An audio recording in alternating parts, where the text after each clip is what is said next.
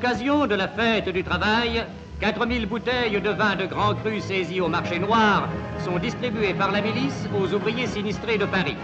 En ce jour qui est le leur, un peu de réconfort est ainsi apporté à ces travailleurs qui ont tout perdu au cours de la nuit tragique du 21 au 22 avril. Mais aujourd'hui, le travail est surtout honoré.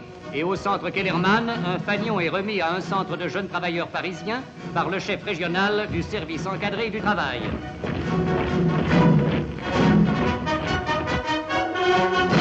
À Vichy, c'est au milieu des gens du rail que le maréchal a tenu à passer la fête du travail, au milieu des cheminots et des veuves de ceux qui sont tombés à leur poste, victimes des attentats terroristes ou sous les balles des mitrailleuses anglo-américaines.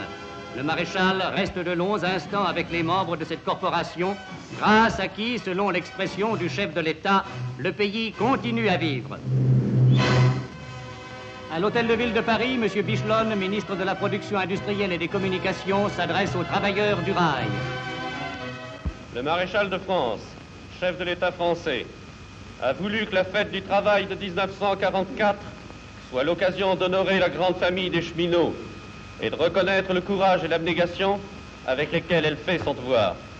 La famille des cheminots a payé un lourd tribut à la guerre qui dévaste le pays. C'est à plus de 1500 que se comptent ceux qui, depuis l'armistice, sont tombés à leur poste, victimes des sabotages terroristes, victimes des mitraillades ou des bombardements anglo-saxons.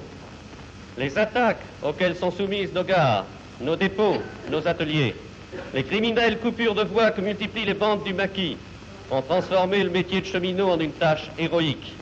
Et le sacrifice est d'autant plus beau qu'il est accompli dans le silence, dans l'anonyme modestie de tout un peuple qui souffre, mais qui sait élever le devoir professionnel à la hauteur d'une règle de chevalerie. L'hommage de la ville au courage.